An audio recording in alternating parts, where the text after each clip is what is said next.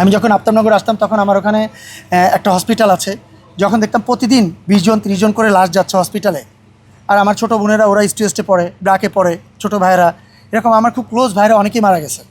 তা সেখানে আমার কাছে মনে হয়েছে যে আমার বিবেকের তাড়নায় আমার মনে হচ্ছে যে আসলে কাজটা আমার ঠিক হচ্ছে না, যেটা হচ্ছে এটা ঠিক হচ্ছে না। সেদিক দিয়ে আমার মনে হচ্ছে না, যেখানে ছাত্ররা সব হসপিটালে পড়ে আছে এই মুহূর্তে আমার রাস্তায় নামাটা বা আমাদের রাস্তায় নামাটা বা বিটিভির সামনে বা এফডিসির সামনে যাওয়াটা আমাদের ঠিক হবে না। বিরোধী বৈষম্য বিরোধী যে আন্দোলন, এই আন্দোলনের সময় আপনারা অনেক তারকারাই যাদের দিকে সারা দেশ তাকিয়েছিল, অনেক ফ্যান ফলোয়ার তাকিয়েছিল, আপনারা নীরব ছিলেন কেন? প্রাথমিক পর্যায়ে আমি বলি, 15 তারিখে আমার জন্মদিন ছিল। আমি কিন্তু আমার জন্মদিন যেদিন প্রথম আক্রমণটা হলো, যখন ঢাকা ইউনিভার্সিটিতে যখন দুইটা মেয়েকে রাজাকার বলে মারতেছিল, হ্যাঁ যাই হোক যারাই হোক মারতেছিল, আমি কিন্তু সর্বপ্রথম আমার জন্মদিন 15 জুলাই আমি সেটা ক্যান্সেল করছি।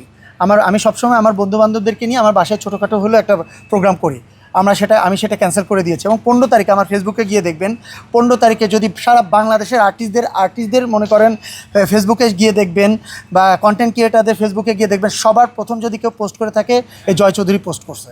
সবার প্রথম যদি কেউ পোস্ট করে থাকে, আপনি 15 ছাত্রদের পক্ষে আপনি দেখবেন ওইখানে আমি একটা স্ট্যাটাস দেওয়া আছে 15 তারিখে রাতে, আমি সর্বপ্রথম স্ট্যাটাস দিছি।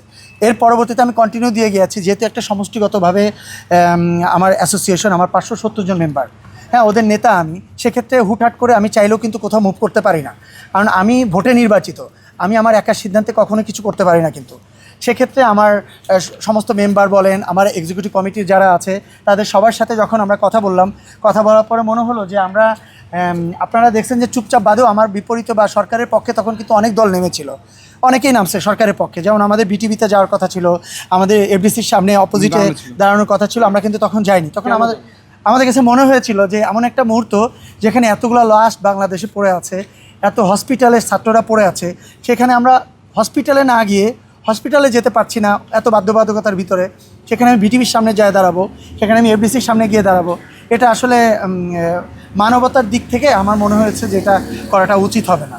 সেদিক দিয়ে আমি আমার সিনিয়রদের সাথে কথা বলেছি, আমার মেম্বারদের সাথে কথা বলেছি, তারা কেউ ইন্টারেস্ট ফিল করে নাই।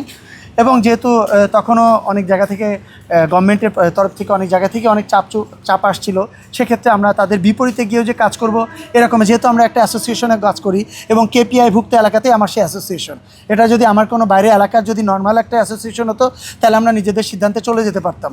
যেহেতু একটা কেপিআইভুক্ত এলাকাতে আছে আমার অ্যাসোসিয়েশন, সেহেতু সবারই সিদ্ধান্ত নিয়ে আমাদেরকে মুভ করাটা উচিত। এটাই যে আমরা আসলে তখন যে গভর্নমেন্টটা ছিল তাদের পাশেও গিয়েও কিন্তু আমরা ওইভাবে দাঁড়াইনি, আমার অ্যাসোসিয়েশনে কেউই কিন্তু সেখানে যায়নি, কিন্তু এটাও নিতে হবে। কিন্তু অনেকেই গেছে। হ্যাঁ না, আপনি নাম বলেন না, যারা গেছে না, আপনি আমার অ্যাসোসিয়েশনের নাম বলেন, শিল্পী সমিতির নাম বলেন। সাবেক যাক, আমার অ্যাসোসিয়েশন এখন তো কেউ যায়নি, আমার অ্যাসোসিয়েশনের কোনো মেম্বার মানে আমার ক্যাবিনেট মেম্বাররা কেউ যায়নি, কিন্তু আমাদের জানার উদ্দেশ্য হচ্ছে যে আপনাদের না সাধারণ কলিগরা মানতে হবে যে তারা তখন কোনো না কোনো পোস্টে ছিল। কিন্তু না তারা না রত্নাপুর জিনিসটা ভিন্ন।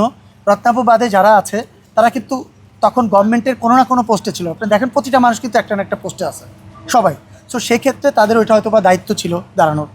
আর আমাদের কাছে মনে হয়েছে যে মুহূর্তে হসপিটাল ছাত্র আর আমি আফতাবনগর ক্যান্টনমেন্ট দুই জায়গায় আমার থাকা হতো,